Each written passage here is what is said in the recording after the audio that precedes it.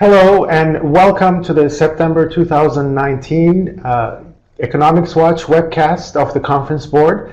I'm Ataman Özyıldırım. I'll be your moderator for this webcast this morning. And once again, welcome. As usual, in this monthly webcast, we're going to be talking about the global and US outlook for the economy. And after that, we have a special topic where we'll be starting to look at some of the longer trends that our research teams are looking at the Conference Board. And some of the questions that we'll be looking to answer are how do companies undertake successful digital transformation?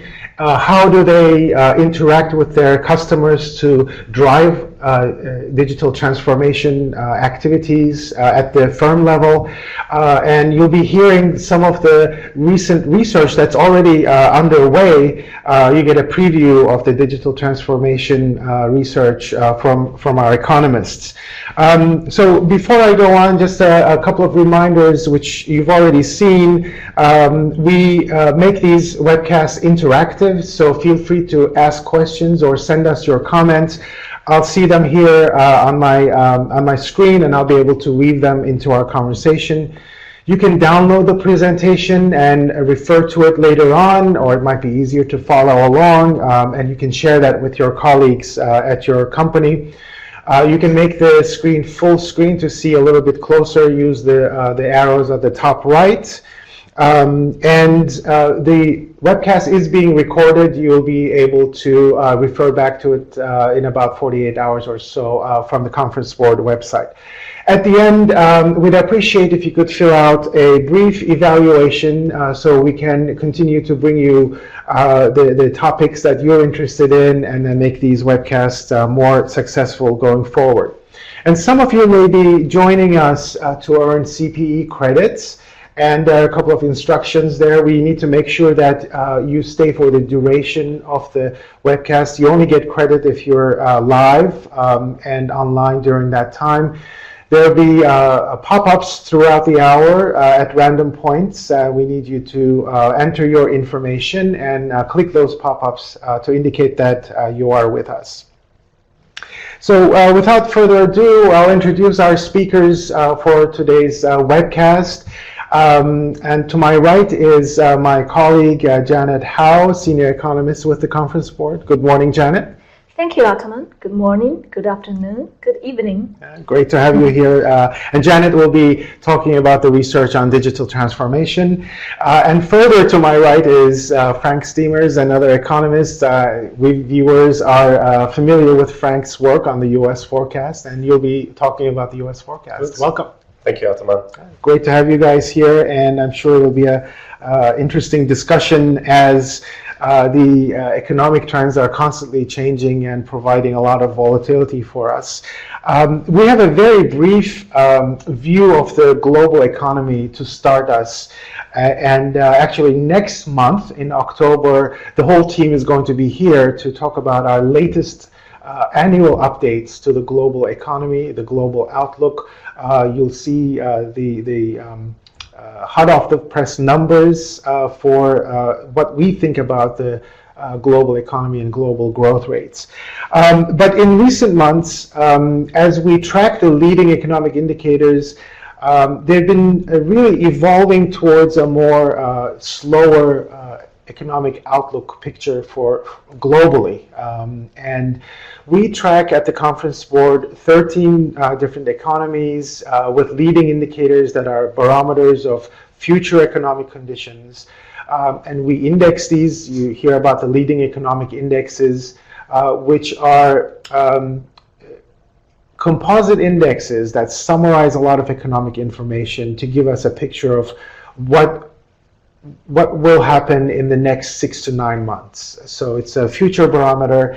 And we've also been aggregating them to look at the global business cycle. And you see here the global LEI. And over the last 7 months or so, it has been pointing to slower growth for the global economy as a whole. And you'll see some of the detail for the countries in a minute. But what we're doing in this chart is basically looking at how the trend in the global aggregate LEI is evolving.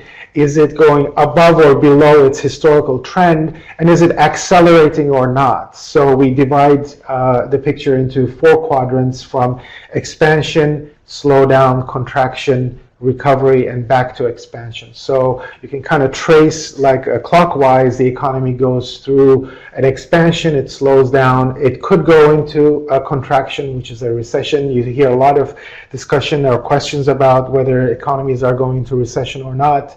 And then it recovers and goes back into expansions.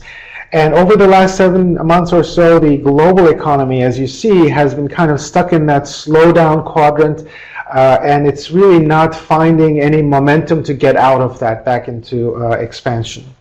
And when we look at the individual countries, a similar exercise here for the latest data on the 13 countries. And there's very little action going on in the expansion quadrant that you see there. And several countries are moving towards that contraction territory, especially a lot of concern for the UK economy. Of course, it's being affected by the uncertainty around Brexit, and also South Korea and the Euro area. We've been hearing a lot of stories of weaknesses in industry and manufacturing out of Germany. We think it might skirt a recession, maybe avoided in the 3rd and 4th quarter, but it is being affected by really a global story of slowdown in manufacturing. And you see sort of the detail of the countries there. There's just not enough momentum in the global economy in the second half of the year, so we'll be seeing slower economic outlook stories from around. But we'll be spending a lot more time on the global economy next month in October with the whole team here. So that's a shameless plug for our next month's webcast. We'll spend more time today about the US, and Frank will tell us about that. Before we go into that, we want to hear from our viewers. We have a poll question which asks about the outlook about the US economy. Where do you see the US economy? What is the most likely scenario for the US economic outlook in the next 6 months? And you see the options there on your screen. Growth will accelerate, will remain the same, or it will slow down, or it will go into a recession. A recession is a contraction in overall economic activity, so it's negative growth, as different from a slowdown. So the answers are trickling in. Let's give them a few more seconds. This is, again, the most likely scenario in the next 6 months. It looks like we have some stability there. Most responses are in. Let's close the poll. And most of the highest response goes to a slowdown scenario. So that's 46%. But there's quite a few number of people, about 34%, who expect growth will remain the same. And those two answers are pretty close, actually, remain the same or slow down, because growth has been slow in the second and third quarters. There are very few people who expect an acceleration. It would be interesting to maybe hear your comments if you want to type in any comments. And obviously different industries are affected differently from different acceleration or deceleration in the economy. Only about 11% expect a recession. So the degree of pessimism is pretty low, at least in our audience. So let's hear from Frank to see how pessimistic we should be about this. So if I can comment on just on the poll, because I was interested to see what people would answer, because we also asked exactly this question last month. I was interested to see with the news cycle going on, are more people expecting maybe a recession. But we still see, last month we had one person voting for a recession. This month we see 3. I don't know if that is a significant increase, but most people were still in line with what we are also expecting. And that is a gradual slowdown to 2% economic growth, which is still a pretty solid number for the US. That is interesting. We are hearing much more about recession, and I guess we're going to talk about why that question is coming up more often now. But when we look at the sort of more fundamental economic indicators, we don't see an imminent recession signal. And maybe that is consistent with that. So there's a lot of noise, there's a lot of volatility, and that creates some nervousness and uncertainty. But when we kind of ask our audience, and when we look at the numbers, there's not cause for that level of alarm about the economy. So, so let's look at what your outlook is for the U.S. Sure. Let's go to the overview slide. So as said, what we now expect is that the US economy is going to slow down to its 2% long-term trend, and I think we need to keep in mind that 2018 was an especially strong year for the US. Economic growth reached already 3%, and we were actually expecting that was not going to last much longer. So now we do see already in the second quarter GDP came in at 2%, and we expect that this will grow like that going forward. Of course, we keep in mind that there are still a lot of risks. You just talked about the global economy. I think especially there the global economic slowdown is of course also affecting the US. When we look at the US-China trade dispute, that is of course has been dominating the news cycle, but it's of course affecting businesses. So as long as that is going on, we expect that 2% is still the most likely scenario, but of course we're watching and if there are more downside risks to the US economy. And a lot of the stimulus that we saw for the US is now starting to wane, and in 2019 it's a story of the economy kind of returning it to its long-term potential without that extra stimulus. Right, exactly. So in this part of the webcast, I will be going over some of the main indicators for the US economy. So we're going to talk about the labor market. So the labor market, we now clearly see a slowdown in employment growth, but it is still fast enough to further tighten the labor market.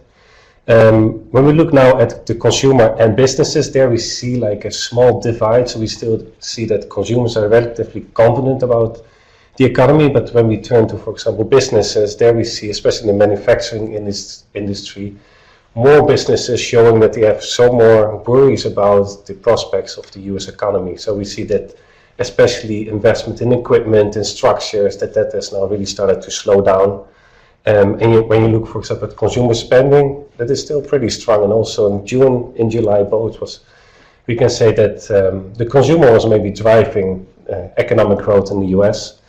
We'll also be talking a little bit about trade. When we talk about trade, of course, is still uncertainty in the economy. Now it seems to have slowed down a little bit, the tensions, but still it is still unresolved and there's still tariffs in place. Global economies, we see, for example, Germany, that has really clearly started to slow down.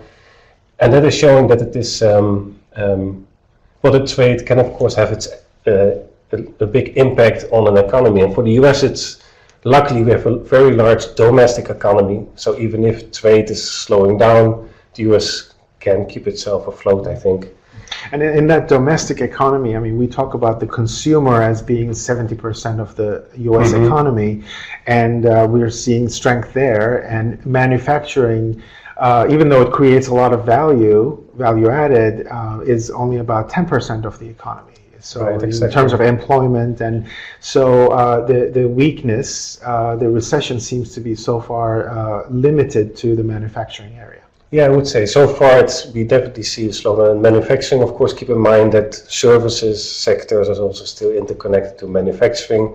But at this point, we don't see a big spillover yet to the services sector. Yeah, I think we'll be watching to see, if the leading indicators are showing any of that spillover starting to happen, and where the weakness starts to spread to a wider area in the economy.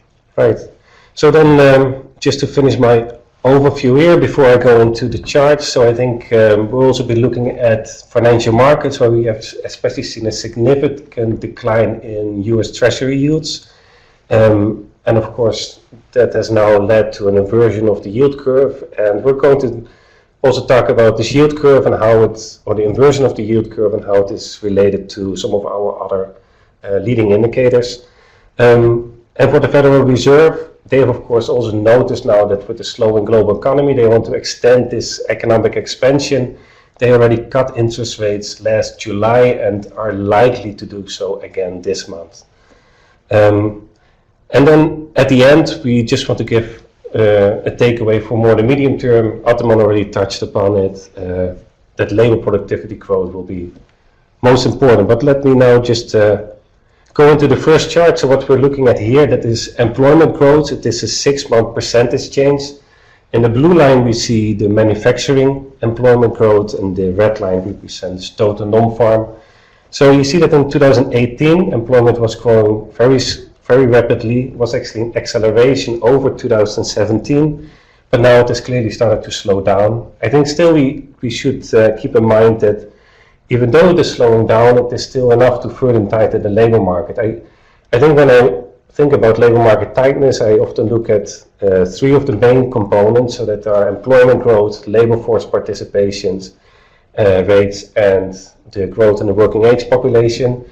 So the employment growth would mean, strong employment growth would mean more labor market tightness, but when we look at labor force participation rates, growth in the working age population, that would mean that the pool of available workers gets actually larger, and we see that labor force participation rates are increasing. Working age population is not really growing anymore, but still these two are not enough to offset this trend towards a tighter labor market. So I think that is important to keep in mind. Slow employment growth still enough to further tighten the labor market, and it will still be for businesses that it is getting more and more difficult again to hire. Mm-hmm. And I think when we talk about employment growth, of course we first were looking just at the national picture.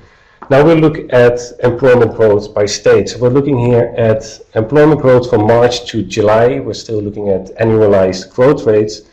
And I want to look here at the orange area. So that is more on the Rust Belt, where you clearly see that their employment has started to slow down. We know, of course, that manufacturing is relatively more important in these states, but we also see more slowdown in the services sector and employment in services occupation. So it is not only manufacturing, but it is of course led by manufacturing. And maybe if you look at Texas, New Mexico, other states more in the west, they're growing still pretty rapidly. So we see that most parts of the countries, the labor market is still pretty solid, I would say. What's underlying those dark blue areas where the employment growth is more than average? So I was also wondering what is happening there. I think it is more maybe that they're less reliant on the manufacturing sector. They maybe have also large, for example in Texas, larger cities which attract more businesses. You can maybe also expect that some of the growth comes because the labor markets were not that tight yet in that part of the country. So of course after the Great Recession, the West was especially hard hit compared to the East. Everybody was hard hit, but the West especially. So that can also be a potential reason why we still see pretty strong employment. They're still recovering, even though we're in a late part of the business cycle. Yeah, exactly. So going to the next slide, here we are looking at, or we should be looking at, the unemployment rate. The unemployment rate has been now at its lowest level since the late 60s, and wage growth, we have two main indicators for wage growth, and wage growth has not been growing that fast in the start of this business cycle, but now it's clearly taken off. So we see stronger wage growth, especially when we look at blue collar, at manual services, at sales and office occupations. So we don't see that much yet in the management and professional occupations. So something is going on here with our screens because we can't see what you're talking about, even though the chart is there. I'm not sure how it's happened, but I cannot see them. I can see it in my printout. So we have to make sure that the version that they can download is going to have that chart. So speaking of digital transformation, this is a technical problem that didn't show up until now. Carry on. Yeah. So let me. No, so I think I made like the main points about the labor market. So overall, we think it is still pretty solid, the labor market. So the degree of sort of growth in the labor markets, expanding employment and jobs, is really supporting the households and consumers' view about the future of the economy. And we've seen consumer confidence staying at high levels, and also that's translating into more spending, right? Right.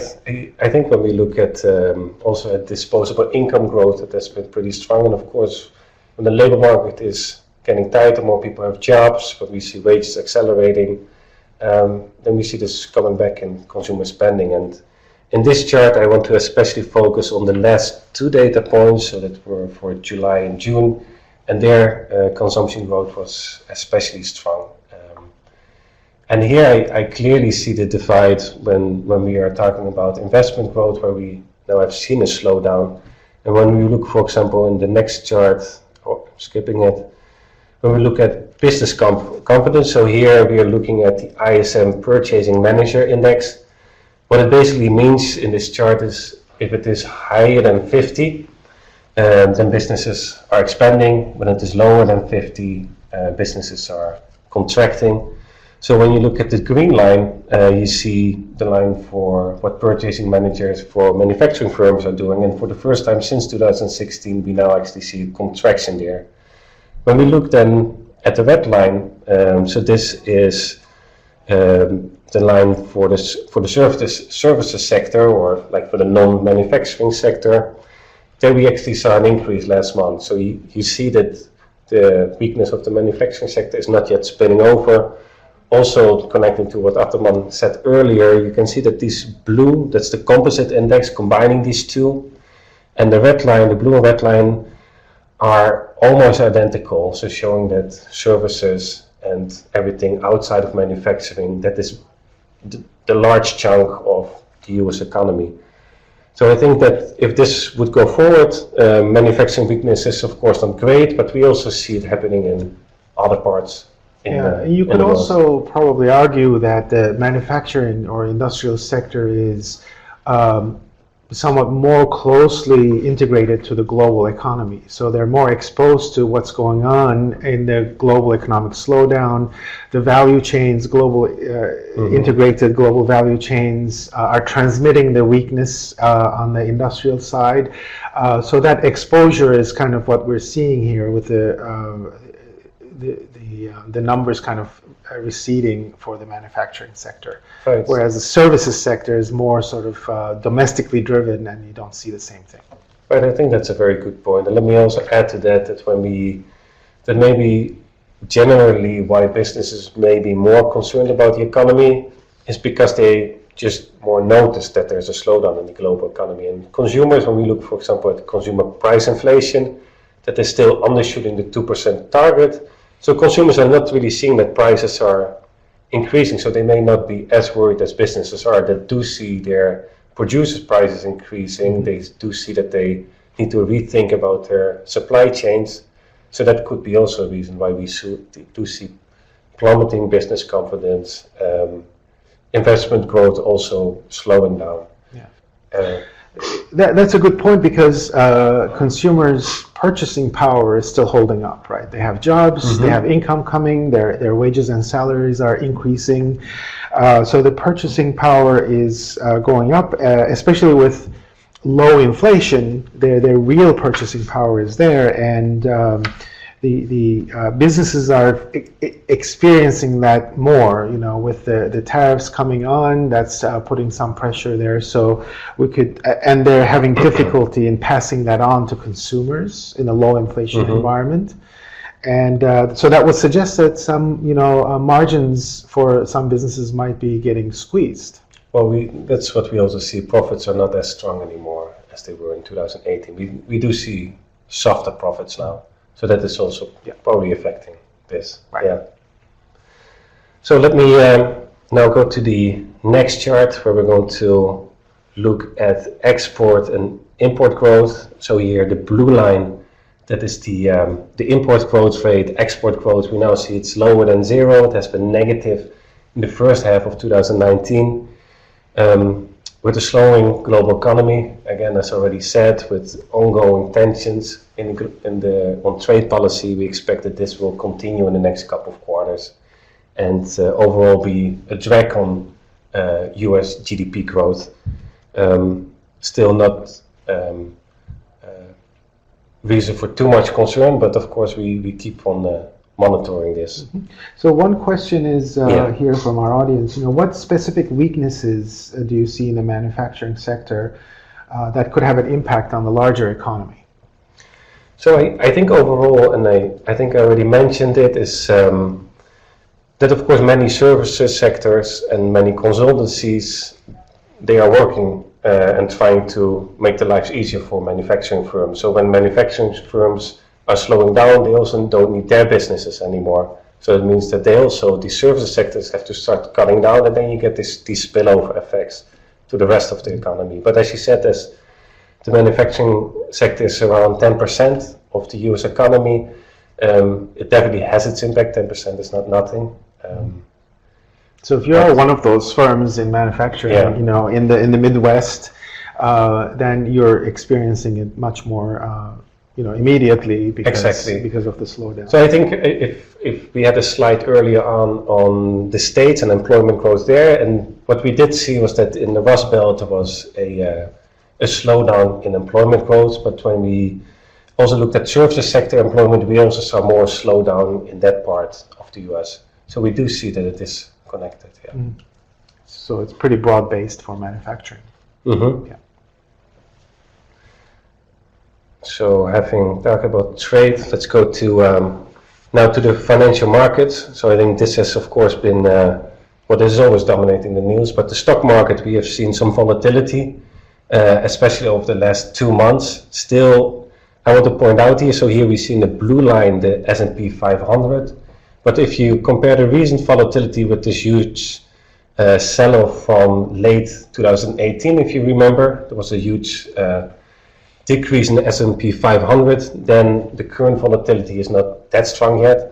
What is concerning most people is, I think at this point, is what is happening to the yields on the long-term US Treasury bonds, which have significantly declined. I think what is difficult to understand with the US Treasuries, of course, that there are a lot of reasons why people go into these US Treasuries. So we have, for example, negative yields on European bonds, so people may move to the US because of that reason. Inflation has been undershooting its target now for a very long time. Sometimes it picks up to 2%, but investors may not be expecting that inflation will be as strong, so that also means that yields might be lower. Markets are expecting that the Federal Reserve is going to cut interest rates more often, so they're already priced into these US long-term bonds. So of course, what is troubling most people, what are people most concerned about is that it may also be a flight to safety, so that investors are expecting a downturn in the economy. And as we know, the yield curve or yield curve inversion, so that long-term yields are lower than shorter-term yields, that has always been before a downturn in the US economy. Of course, this being only one of the leading indicators, maybe I give it over to you when we talked about leading indicators. Yeah, well, financial indicators can be very tricky. There is always a lot of volatility, and stock markets, when you look at stock prices, are so volatile that sort of the usual quip is that they predict 14 of the last 9 recessions, so they may not be very reliable. In contrast to that, the yield spread measure that Frank just mentioned has been a more reliable predictor of recessions. So when those long rates come below the short rates that are directly controlled by the Fed, that creates sort of a negative stimulus for the economy, and it's a predictor of recessions.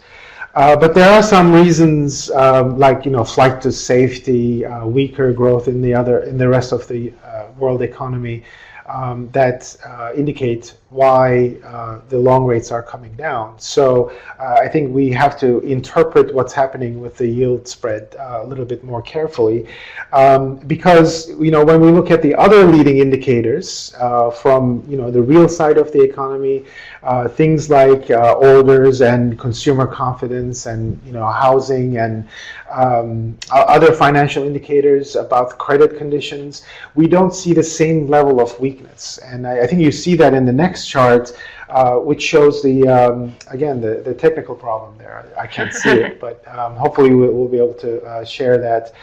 When you see the composite of 10 leading indicators that combine both financial indicators and other indicators, leading indicators of the real side of the economy, you see that the degree of weakness is not as widespread as you might imagine if you were just looking at the yield spread.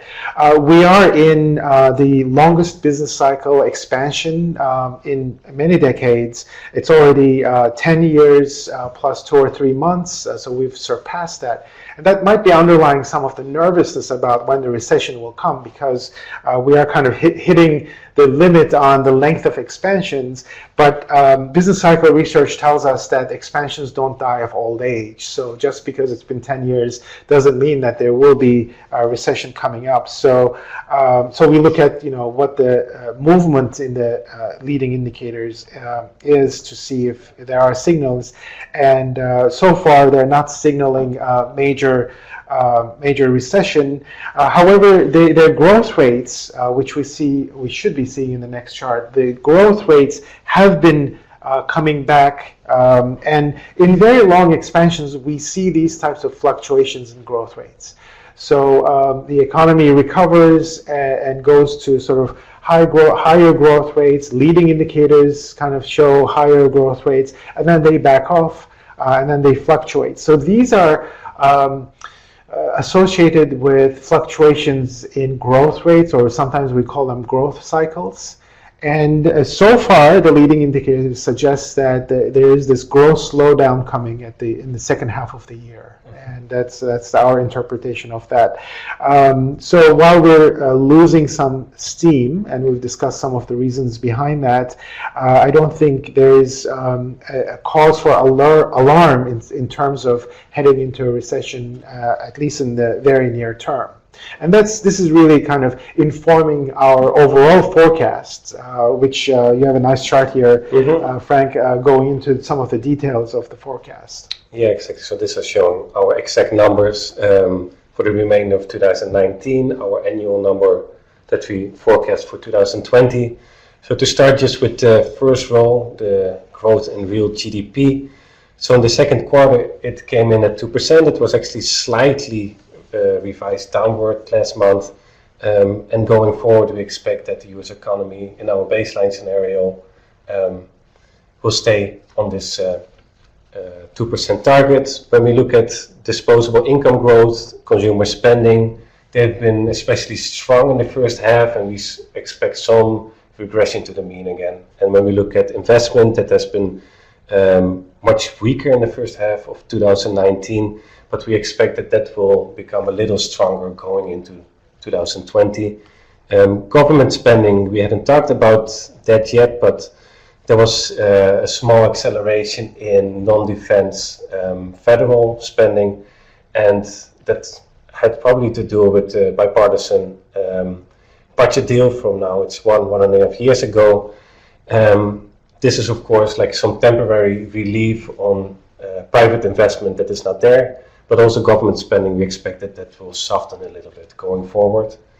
There's one more piece on the government side that we'll start to see.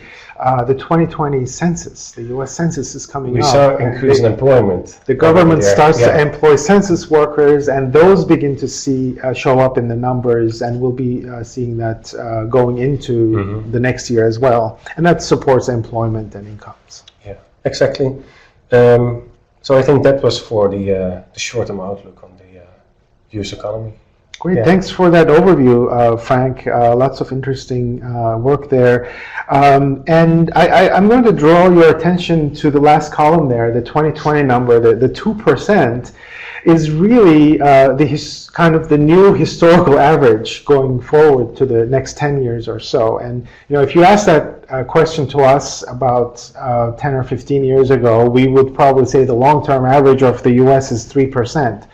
But our research indicates that that's really kind of come back down towards that 2% level, and we call that the potential for the long term for the U.S. economy. And what's underlying that long-term potential is essentially two things. How fast your labor supply grows, how many more people you can put to work. And we've seen in Frank's charts that number is actually starting to contract. Workforce growth is not going to be a great source of support for the economy. The other piece is, how productive are those workers? So if you have more productive workers, you can bid up that long-term potential for the economy, and perhaps productivity could be a source of growth. But if you're a regular viewer, you hear us talk about the productivity paradox. We have been experiencing this productivity slowdown from about the mid-2000s. And leaving aside sort of the short-term volatility in the economies, if we look at that long-term trajectory of the economy, it's really very difficult to see it going above 2%. And that's a global picture. So I think here we're showing the global view, but the US view also looks very similar to this. And that productivity paradox comes about because we're experiencing a lot of new technologies, especially digital technologies, and we're not seeing the expected payoff from applying those technologies. Everybody walks around with a smartphone. We have, Google Maps, all this information, at our fingertips. Yet the economy is not giving us the growth performance that we would expect, compared to all the investment in these new technologies is. So that leads us to look at, in more depth, to digital transformation. How do businesses implement and use these new technologies? And that's the work that Janet is going to be telling us about in the next section as our special topic. So let's start with digital transformation, Janet. What is digital transformation? Mm-hmm. Digital transformation, we define it as to use digital technology and the data it created to connect organizations, people, physical assets, and processes. And by doing that, you can serve your customers better, you can have a more efficient internal process, and you can create a good new business models.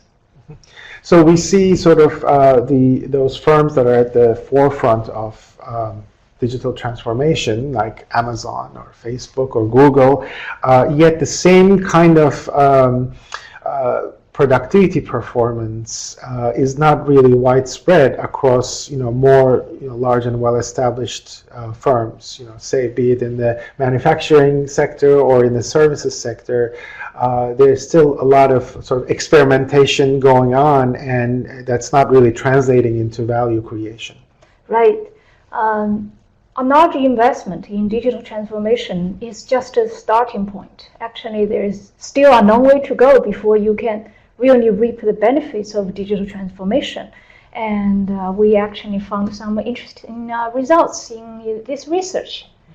So tell us about your research. What was your goal as you started out? Mm-hmm. When we started out, we want to develop a conceptual framework of measurement that has a holistic view about digital transformation that covers multiple business functions of a company and measures the input, throughput, and outputs of a digital transformation. Using this measurement framework, it's more like a conceptual framework, we want to be able to assess the readiness of digital transformation of companies, to evaluate the effectiveness and outcome of digital transformation, and to make, say, your digital executives to be able to communicate their contribution to the company. And our goal, in short, is to help our member companies to achieve better results with less technology. So that's by the definition of economists, that's higher productivity. Yeah. And it's also basically you can't manage what you don't measure. So if you don't have good metrics and measurement around this idea of digital transformation, it's really hard to get a handle on. So we're aiming to create some better understanding, because digital transformation is not just about having a really good IT department. No, it's far from that. It's far from that. And before we can actually measure digital transformation, we actually need to understand what is digital transformation. Why some companies are successful, other companies are not so successful, then we would know what to measure. So I would say it's a conceptual framework, and we also have some metrics. So the research process, we interviewed 14 big companies in the US and in Europe. The people we interview have different job titles, actually quite diverse job titles. So they are chief digital officers, chief innovation officers, chief IT officers, and also the R&D directors, and so on. Because the digital transformation can happen in many different parts of your company. That's why we end up with a diverse list of job titles. And our 14 companies actually covers 10 different industries. So we actually have quite a broad view about what makes companies successful across the industry. And I mean, I should add that you didn't wake up one day and decide to do this. No. You know, you're working closely with the leaders of our Innovation and Digital Transformation Center and a number of councils who are looking at specifically at this issue about digital transformation. So you're actually bringing in a lot of input from their knowledge as well. Yes, and we do have a history of research in this field, and during our when we are carrying out this research, we also get a lot of support from our members who have been participating in this digital transformation councils and research in the past. So at the risk of giving away the punchline, you know, what are your main findings? Yes, punchlines. We have two main findings. The first main finding is that if you want to be successful with your digital transformation, your digital strategy has to be driven by your business strategy and not the other way around. The second main finding is that after you work on digital transformation, you still have to do the hard work of developing new ways of doing business, which is a business model innovation, in order to really reap the benefit from your digital transformation. This is hard work, but it needs to be done. Yeah, so I think now we're going to go to our audience and see, you know, get a feel for what you're thinking about. We have a poll question there. We can pull that up. Yes. Yeah, the poll question is your digital strategy designed to support and implement a business strategy? Well, answers come in looking And the pretty answers good. are always, sometimes, occasionally, and never. So the responses are coming in. We'll give you a few more seconds to think about your digital strategy. Great. So maybe So let's close the poll, and well, it's kind of evenly divided, right? So there's not sort of a big grouping of responses. The highest goes to sometimes. But about a third say always. So digital strategy is designed to support and implement a business strategy. So they're closely linked together for a third of the respondents. But the rest say, you know, sometimes or occasionally. So is that surprising to you? I would say no, it's not surprising to me, but it's quite, I would say, pleasant for me to see that 1/3 of our audience actually they always have their digital strategy driven by business strategies, because that's the right way to go. And 1/3 actually said sometimes, so it means that sometimes they are actually doing it they're moving in the right Yeah, direction. in a direction. In terms of the best practice. Yes, and the rest occasionally, then I would say that sometimes you may go into difficulties, and I will explain why. Yeah, we'll see. Yep. So we go back to the slides. The first,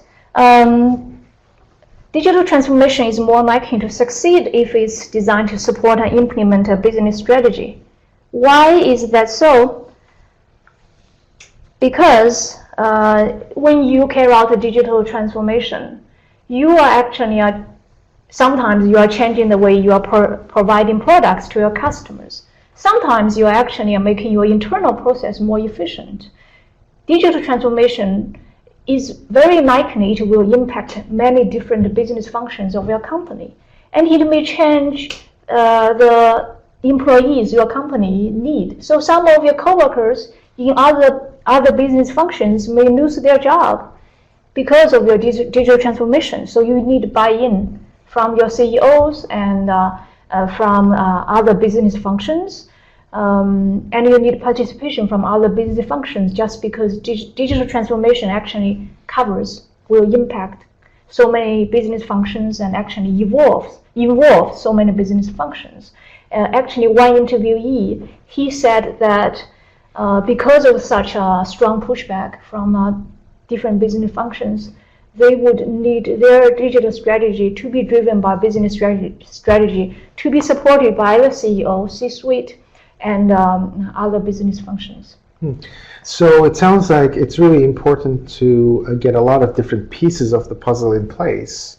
It's really not just about having the technology or accumulating the databases and doing predictive analytics and all of that, but there's a big sort of human capital element to making sure that you have the right teams in place and you have the right stakeholders contributing. Right.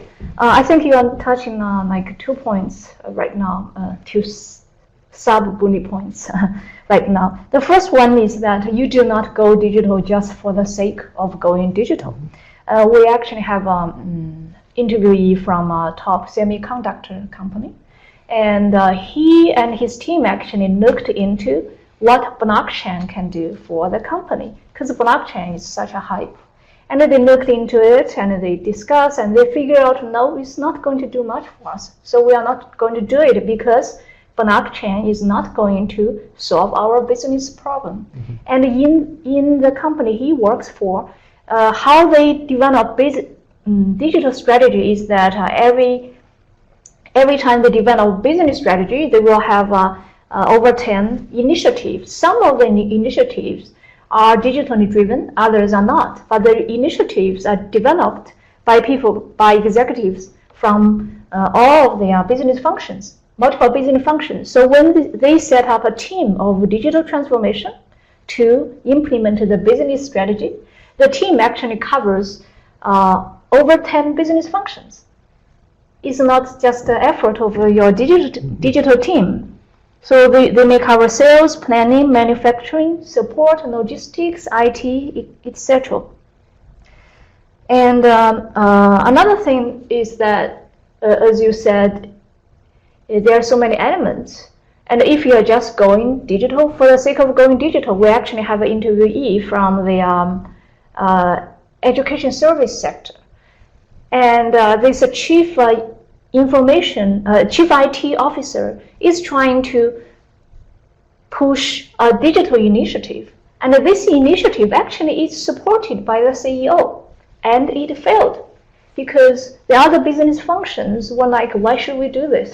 Why should we are spending so much time and change our process, go through so much difficulty just to do something you want to do? I don't see the point. So the initiative failed. So that's an example to show. It's easy to see that could create quite a bit of inefficiency in running a business. Yes, and what we see, what really we think are the top players in digital transformation, when they develop a digital strategy, their digital strategy is integrated into the cycles of business strategy, and is actually to implement business strategy. Thanks, Janet. I think we have another poll question, and if you have any questions or comments, feel free to type them in, and I'll read them out. But the poll question, if we can pull that up. Does your company implement changes to the business model as a result of digital transformation? Again, always, sometimes, occasionally, or never.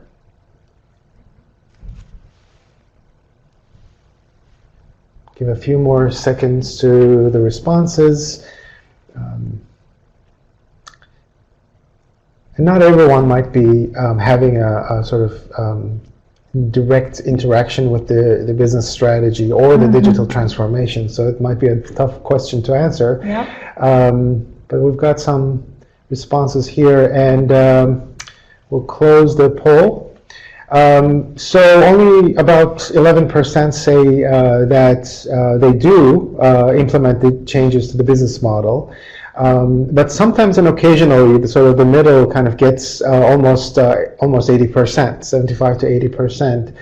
So it's not ingrained, I guess, in the business for those respondents.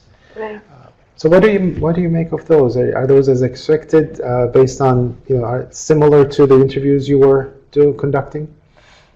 I would say yes. I think only the top players will always change their business models.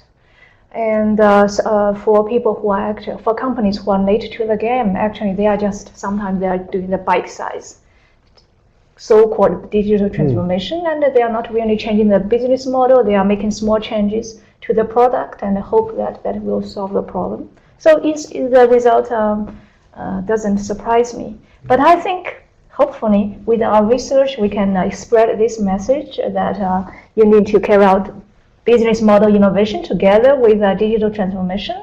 Then we may see a change in the behavior of companies. So can you tell us a little bit about what you mean by business model innovation? Sure. Business model starts from a value proposition, and then you have an idea about how you can create value, and then you will create value, so that's value creation. Then you will try to capture the value, that's value capture.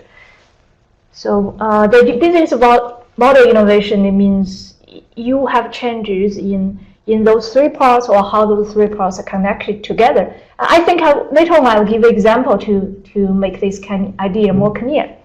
So, I mean, innovation is really about creating something new that doesn't exist, and a new way of doing business, or new business processes. But this really involves the whole business model. Right. So that goes to how digital transformation is different from other types of innovation. Other types of innovation, you may be able to create, say, a new product, like 3M created Post-it. That's a new product.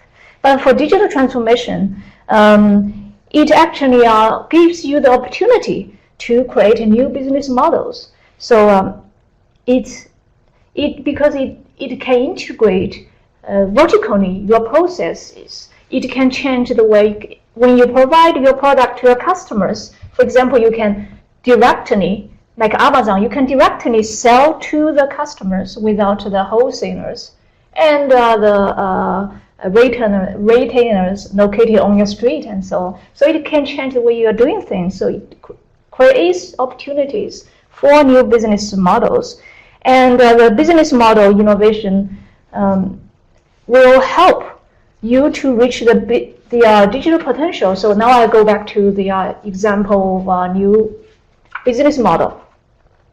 So one company we interviewed, they created they were selling air filters to their customers. So their old model is that the more air filters we sell, the more successful we are. Then they figure out that, hey, we can actually put digital sensors into the air filters. So we know that when this filter should be replaced, then they're more digital driven people. They were like, then we can actually improve on this product. Instead of selling air filters, we can sell clean air. So in this way, actually, they are shifting from providing products into providing services, and it looks like a good idea. and the customers like it. But their manufacturing coworkers don't like it because their goal is to sell air filters. So you can see that if you have a successful new digital product but don't have a new way of doing business, then it may get pushback from your internally, from your other coworkers. Yeah, but I imagine that there's some premium associated with buying the filters with the digital sensors in them. So so that can kind of go to the bottom line for the company. Yes, but it may be hard for you to really, I would say, promote this product internally. Mm-hmm. Because there's always because digital transformation creates tension between existing and old business models. That's why you need buy-in from other business functions. That's why your digital strategy needs to be driven by business strategy, so everybody see why you should be doing that. Interesting. But it can be very disruptive yes. Because it's really sort of a transformative innovation.